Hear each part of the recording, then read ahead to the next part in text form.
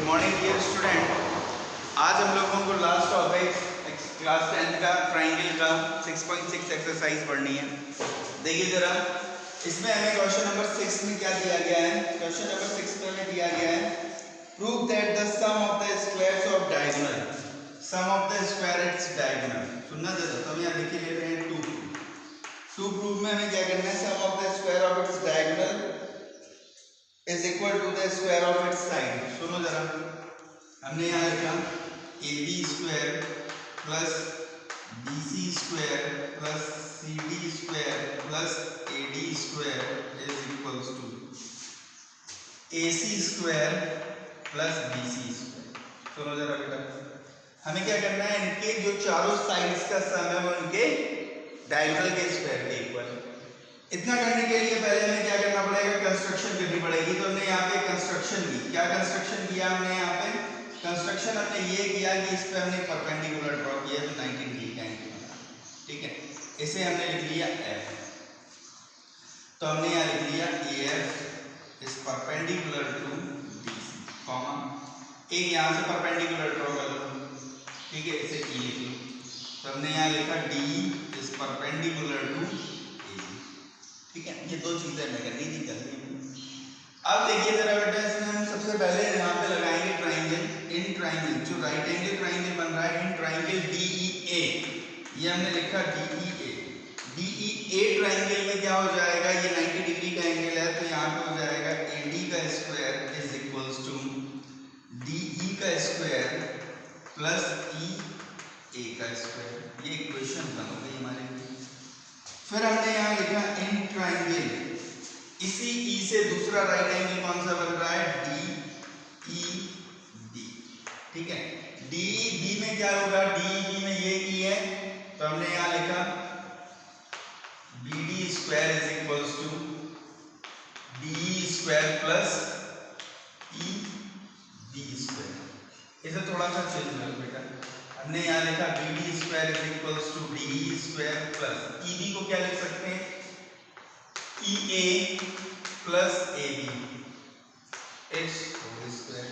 हमने यहाँ फिर से लिखा बेटा बी डी का square is equals to D का स्क्वायर, यहाँ पे ए प्लस बी का होल स्क्वायर अप्लाई करेंगे, E A square plus A B square plus 2 A into A B.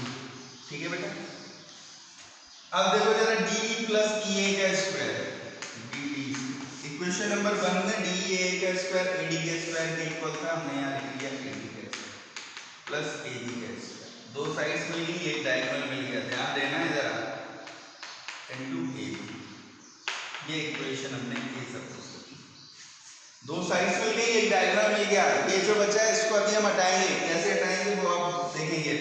फिर हमने यहाँ लिखा in triangle A D F. कौन सा ट्राइंगल बेटा, A D F. ADF triangle में ये 90 डिग्री का एंगल बन रहा है, तो यहाँ हो जाएगा AD का square is equals to DF its whole square plus AF its whole square. ये इक्वेशन 2 होगी। ठीक है, फिर हमने यहाँ लिखा इन ट्राइंगल इस राइट एंगल से दूसरा देखिए AFC बन रहा है, इन ट्राइंगल AFC में क्या होगा, AC का square is equals to base CF का स्क्वायर या FC का स्क्वायर प्लस AF का स्क्वायर। AC स्क्वायर को बेटा AC स्क्वायर बना रहने दो, CF स्क्वायर को हम क्या लिख सकते हैं, CD माइनस DF। CD में से हमने DF को माइनस कर दिया प्लस AF। ठीक है ना, आई बात समझ में। इसके बाद देखिए जरा, यहाँ पे हमने लिखा AC square is equals to CD square plus DF square minus 2CD into DF plus AF square. बेटा देखो जरा, AF और DF का स्क्वायर, AF और DF का स्क्वायर क्या लिखेंगे हम, AC का square is equals to AF और DF का स्क्वायर है AD स्क्वायर, AD स्क्वायर। देखो जरा, AF और DF का square AD plus CD square plus minus 2CD into D। अब सुनो बेटा जरा, यहाँ पे भी AD है, यहाँ पे भी AD है। देखो जरा AD किसके इक्वल है? BC के इक्वल है। क्यों इक्वल है? क्योंकि ये ABCD जो है वो क्या है? Is a parallelogram. जब ये पैरेललोग्राम है तो AB किसके इक्वल होगी? CD के इक्वल। AB जो होगी वो CD के इक्वल होगी और AD जो होगी वो किसके इक्वल होगी? BC के इक्वल होगी। तो हम यहाँ पे AD को BC लिखेंगे। AC square is equals to BC square plus CD square minus 2 BC लिख लो। जब CD को BC लिखा है, CD को BC नहीं लिखा है, CD into D। अब बेटा मैं इसे इक्वेशन B सपोज कर ले। अब थोड़ा ध्यान से देखेंगे जरा।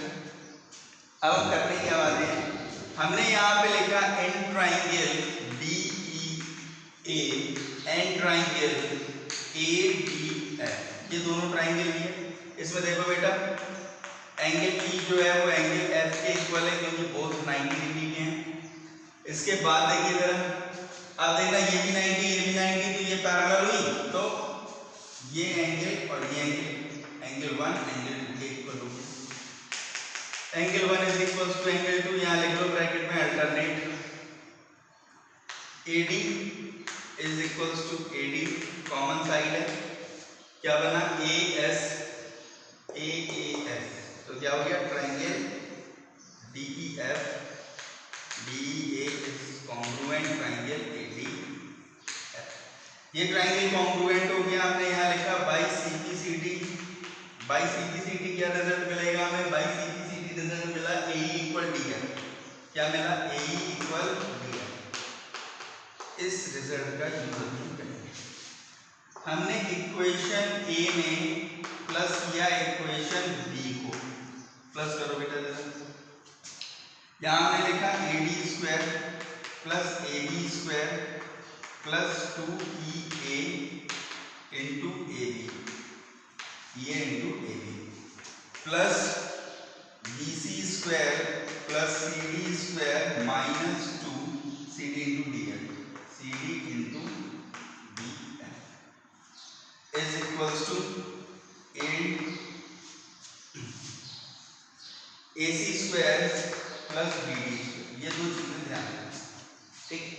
अब देखो बेटा जरा 2EA into AB 2CD into, देखो AB जो है वो CD के इक्वल है। देखो AB जो है वो CD के इक्वल है, क्यों? पैरेललोग्राम की अपोजिट साइड है। और दूसरी चीज B जो है वो DF के इक्वल है, हमने यहाँ से निकाली। तो ये दोनों चीजें सेम लिखी हैं, ये इससे कट जाएंगी। हमने यहाँ लिखा AD square plus AB square plus BC square plus CD square is equals to AC square plus BD square. यही प्रूफ करना था हमने, ये प्रूफ हो गया, ठीक है। इसे अच्छे से नोट कर लीजिएगा, ठीक है। इसके बाद देखिए जरा नेक्स्ट क्वेश्चन। नेक्स्ट क्वेश्चन क्या है? 6 के बाद क्वेश्चन नंबर 7 देखिए जरा, इरेज कर रहे हैं इसको।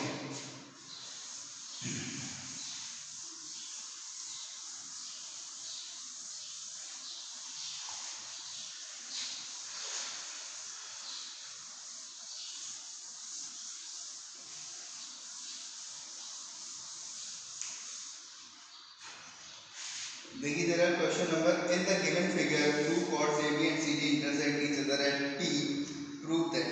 देखो ये एक सर्किल है।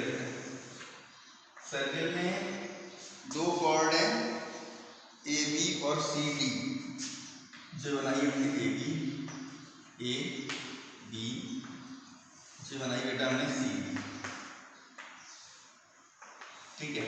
AB और CD दो कॉर्ड हैं, तो हमें प्रूफ करना है। पहला पोर्शन ट्रायंगल P पॉइंट में इंटरसेक्ट करती हैं, APC is similar triangle DPB, triangle DPB।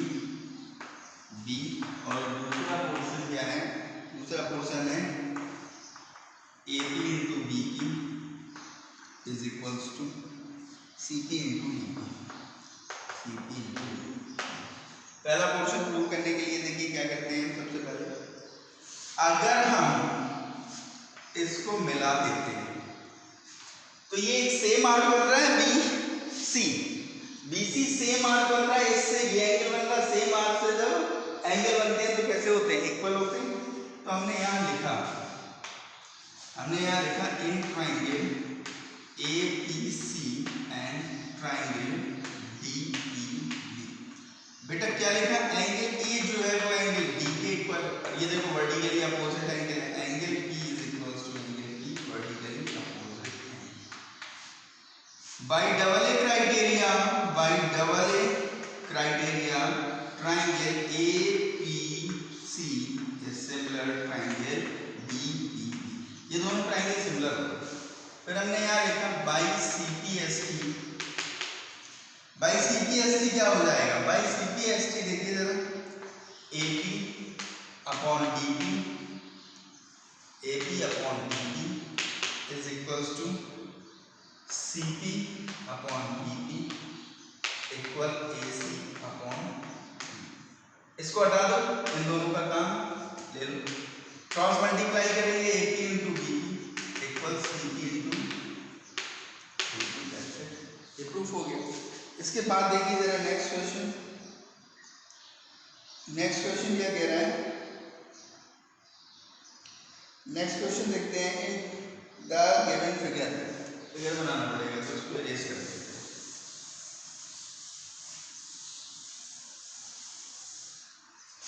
देखो बेटा जरा, इन द गिवन फिगर क्या है, देखो जरा,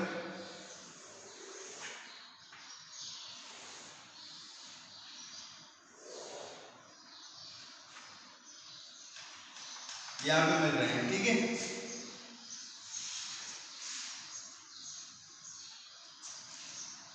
PAC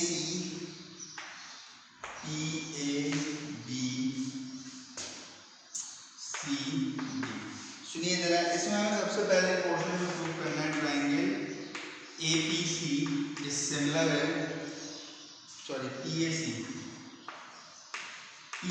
सिमिलर है ट्राइंगल PDB। सेकंड पोर्शन है PA into PB is equals to PC into PD। अब क्वेश्चन को पढ़िए जरा, क्वेश्चन में क्या कह रहा है, in the given figure two chords AB intersect with when produced outside prove that। तो अब हमें क्या दिखाना है,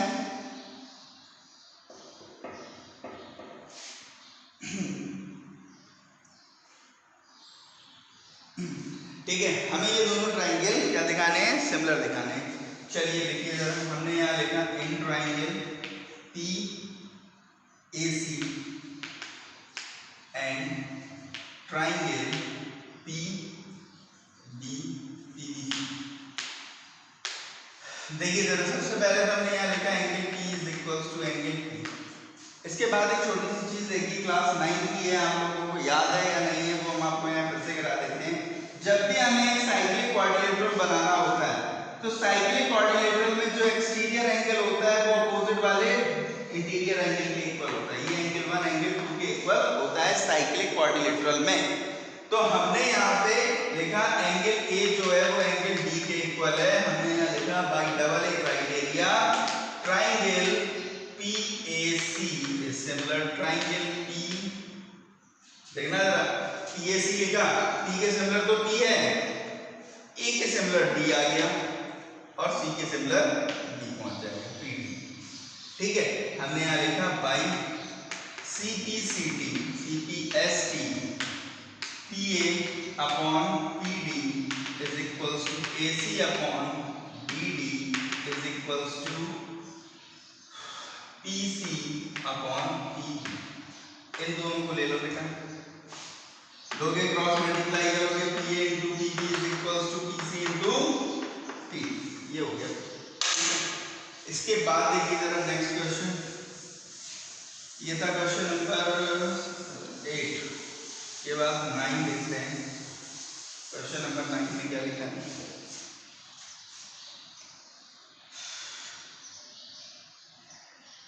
क्वेश्चन नंबर 9 में लिखा है in the given figure D is the point on BC। In the given figure given है, हमने ये फिगर बना दिया ABC, ये बना दिया D, ठीक है। अब वो कह रहा है in the given figure the side of BC triangle such that ये हमें गिवन है BD upon DC is equals to AB upon AC, AB upon AC बेटा हमें गिवन है। कह रहा है prove that AD is a angle bisector, ये हमें एंगल बाइसेक्टर दिखाना है, ये एंगल 1 एंगल 2 के इक्वल दिखाना है, ठीक है। तो हमने यहाँ पे क्या लिखा, कंस्ट्रक्शन लिखी। कंस्ट्रक्शन में हम क्या लिखेंगे, हमने इसे डॉट डॉट करके आगे बढ़ाया था और हमने इसको इससे मिलाया, ठीक है। ये हो गया A B C, यहाँ पे कोई पॉइंट सपोज कर लो P कर लेते हैं, ठीक है। कंस्ट्रक्शन में जो हमने बनाया वो ये लाइन जो है वो इस लाइन के इक्वल, ठीक है। कंस्ट्रक्शन के अकॉर्डिंग हमने AP जो draw P is equals to AC, ये हमने कर सुनना बेटा जरा, मतलब तो ये एंगल 3 हो गया, ये एंगल 4 हो गया, तो इसके हिसाब से एंगल 3 एंगल 4 के इक्वल है। सुनिए जरा, एंगल 3 एंगल 4 के इक्वल, ठीक।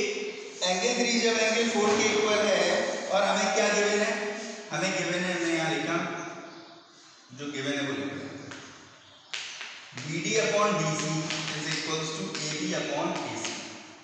सुनना बेटा, BD अपॉन DC को तो हमने एज इट इज लिखा रहने दिया, AB को भी एज इट इज लिखा रहने दिया, AC को हमने लिख दिया AC को क्या लिख दिया A। इसके अकॉर्डिंग देखना जरा, इसके अकॉर्डिंग ये जो आया AB upon AP is equals to BD upon DC by the converse of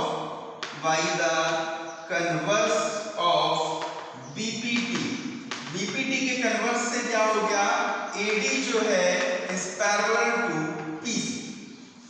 जब बेटा AD PC के पैरेलल है तो एंगल 4 किसके इक्वल हो जाएगा, एंगल 2 के, और एंगल 1 किसके इक्वल हो जाएगा, एंगल 3 के। लेकिन 3 और 4 तो आपस में इक्वल है, so angle 1 is equals to angle 3। जब angle 1 is equals to angle 2, जब एंगल 1 एंगल 2 के इक्वल है, सो AD is the angle bisector of angle BAC, that's it, ठीक है। उसके बाद देखिए लास्ट क्वेश्चन है इस एक्सरसाइज का, क्वेश्चन नंबर 10। इसी के साथ ट्रायंगल भी फिनिश हो जाएगा हमारा, ठीक है। देखिए जरा,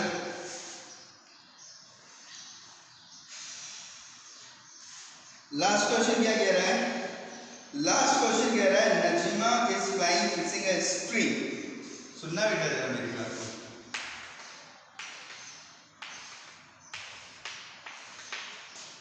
ये नजीमा ने एक स्ट्रिंग रखी, ठीक है, और यहां से हमने ये बना लिया, मान लो चलो यहां पर, ठीक है। इस हाइट की परपेंडिकुलर हाइट जो दी गई है वो क्या दी गई है, 1.8 मीटर, 1.8 मीटर, और ये जो हाइट दी गई है वो डिस्टेंस है 2.4, और यहाँ से जहाँ तक वो बैठा है वो हाइट दी गई है 1.2 मीटर, 1.2, ठीक है। अब वो क्या कह रहा है, कह रहा है स्पीड है 5 सेंटीमीटर पर सेकेंड और टाइम कितना है 12 सेकेंड, ठीक है। He pulls the string, तो वो पुल करता है स्ट्रिंग को। सुनो बेटा जरा मेरी बात, आपने देखा होगा फिश के लिए जो हम लोग एक रॉड लेते हैं वो उस तरीके से चलाते हैं तब जाके ये यहाँ पे आता है, ठीक है।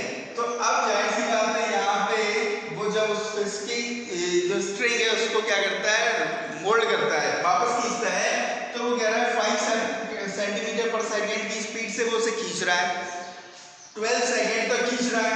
तो बताइए कि 12 सेकेंड बाद वो स्ट्रिंग कितनी और बचेगी। तो सबसे पहले तो हमने लिखा speed is equals to distance upon time, speed is equals to distance upon time.